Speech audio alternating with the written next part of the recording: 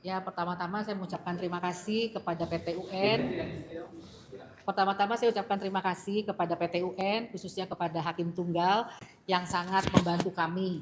Dan terus terang kami juga agak terkejut karena ternyata pada sidang persiapan kedua, pihak tergugat, yakni Menteri Pendidikan Dasar dan Menengah hadir. Jadi kami merasa ini adalah titik terang untuk mengklarifikasi mengenai surat keterangan nomor 9149 titik D1 garis miring SK 2019 yang kebetulan bernama Gibran Rakabuming Raka dengan ayah Insinyur Joko Widodo. Ya. Jadi yang dikeluarkan oleh Kemendikdasmen ya Bu ya? Iya, yang mengeluarkan adalah Kementerian Dirjen Pendidikan Dasar dan Menengah yang ditandatangani oleh Sekretaris Dirjen. Iya. Jadi sidangnya gimana Bu? Siapa? Saya juga berterima kasih nih sama teman-teman saya, para kuasa hukum, Pak Andre, Pak Coki, Pak Jimmy yang sudah membantu agar perjalanan kami untuk meraih putusan yang terbaik bisa terjadi.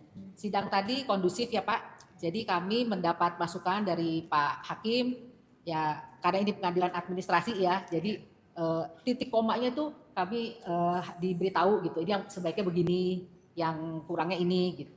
Dan tadi pihak tergugat juga menurut kami cukup kondusif, tapi sayangnya mereka adalah dari Biro Hukum. Sementara tadi beberapa peraturan yang kami minta adalah peraturan yang teknis gitu. Karena menurut kami surat gugatan itu, surat keterangan yang Gibran itu menurut kami harus dipertanyakan. Karena ada beberapa hal yang menurut saya pribadi lah sebagai kepala lembaga pendidikan tuh menimbulkan tanda tanya gitu. Misalnya tadi, kita cerita aja ya. Misalnya tadi Pak Hakim katakan, Pak Hakim menganggap surat ini adalah surat kesetaraan, penyetaraan gitu. Padahal kalau kita teliti lebih dalam lagi, yang namanya surat penyetaraan itu harusnya tidak bentuk surat keterangan. Gitu. Nah, tapi kami berharap teman-teman semua di sini, para media gitu ya, tetap mendukung kami karena memang perjalanan untuk meminta agar surat keterangan ini akhirnya dicabut itu memang bukan perjalanan yang mudah ya. Karena kami tahu ada hal-hal yang harus kami atasi karena kami sendiri kurang menjawab itu karena soal teknis dan itu harus dikoordinasikan kepada kementerian. Dan kita tahu kementerian ini kan nomenklaturnya sudah berubah dari Dirjen Dikdasmen dan ini sudah menjadi kementerian, jadi sudah terbagi jadi 3 kementerian. Oleh karena itu kami tanya, apakah Dikdasmen itu atau Dirjen Pendidikan Dasar dan Menengah itu masih ada apa tidak?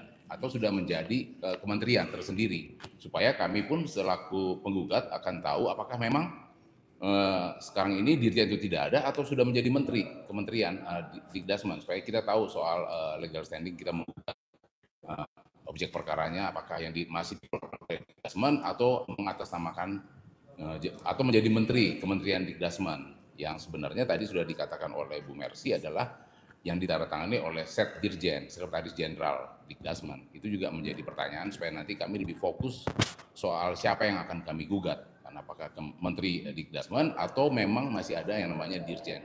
Dijawab tadi oleh kementerian dari Dikdasmen mengatakan bahwa masih ada Dirjen tersebut.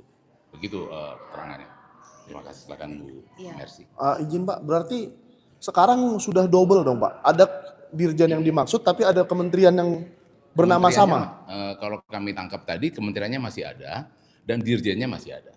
Kementerian Dikdasmen itu karena memang kita tahu kabinet yang itu kan terbagi 3 menteri kan, ada menteri. Iya. Itulah salah satunya adalah Kementerian Pendidikan Dasar Kebudayaan. Dan menurut mereka yang bertanggung jawab kementeriannya atau dirjennya Pak? Ya, itulah yang tadi akan ditanyakan soal teknis. Mereka menunggu koordinasi lagi kepada kementerian. Apakah dikeluarkan oleh apakah masih memang kewenangan menteri atau memang masih kewenangannya Dirjen Dikdasmen tadi untuk mengeluarkan katun-katun seperti ini. Dan kami tanya apakah ada katun lain selain yang nomor ini, turunannya yang lain. Itu juga tidak dijawab dengan lugas karena kami adalah sebagai kuasa hukum. Jadi kami soal teknis kami tidak mempelajari dan harus bertanya atau berkoordinasi dulu kepada kementerian terkait.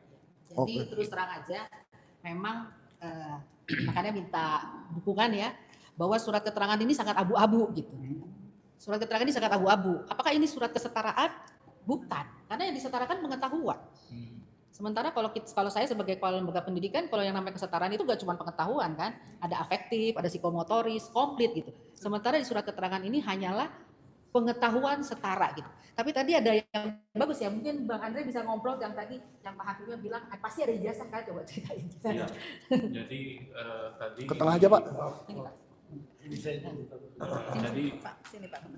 Jadi majelis hakim memberitahukan kepada para pihak bahwa surat keterangan ini pasti dong ada turunannya, entah ijazah, entah surat permohonan. Nah, nanti majelis hakim meminta kepada pihak tergugat untuk menunjukkan atau membawa dokumen-dokumen yang terkait.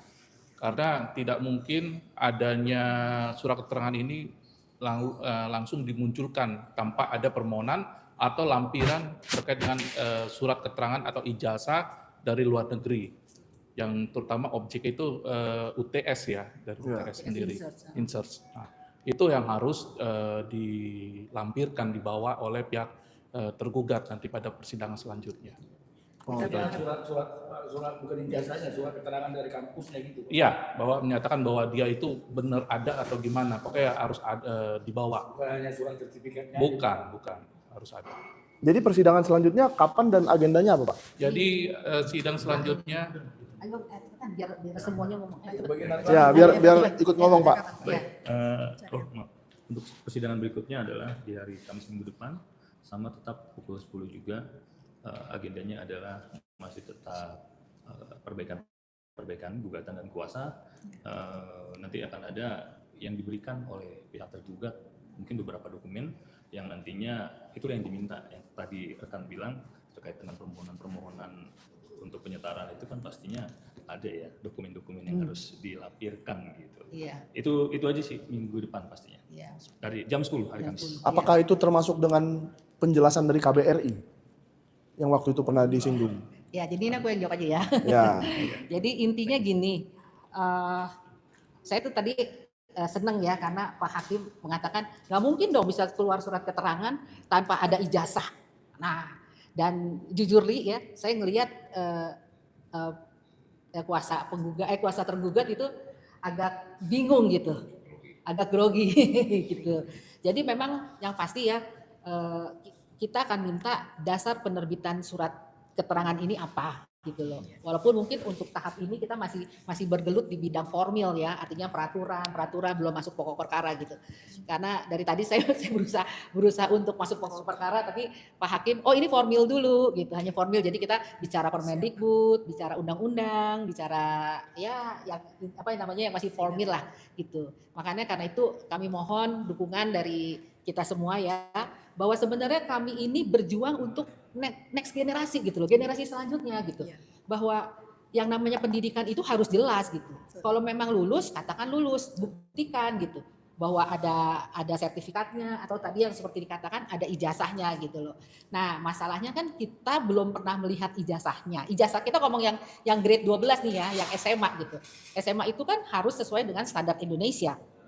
Ya, jadi bukan SMA luar negeri gitu. Kalaupun dia misalnya di luar negeri menganggap bahwa dia sudah selesai, ya dia harus buktikan bahwa sebenarnya yang kita minta adalah dia memang benar-benar punya kapasitas atau punya kompetensi sebagai lulusan SMK ya, dibilangnya kan setara dengan SMK.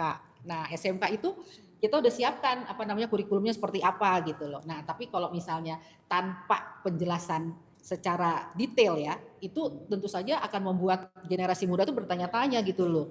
Kok bisa-bisa diakui jadi SMK? Emang dia belajar apa? Atau seperti waktu itu Bang Mike, kita pernah podcast ya. Iya. Bang Mike langsung nantang ya waktu itu ya. Bang Mike itu lulusan Inggris, ekonomi gitu. Jadi dia nanya, emang benar nggak bisa menguasai international Accounting standard gitu.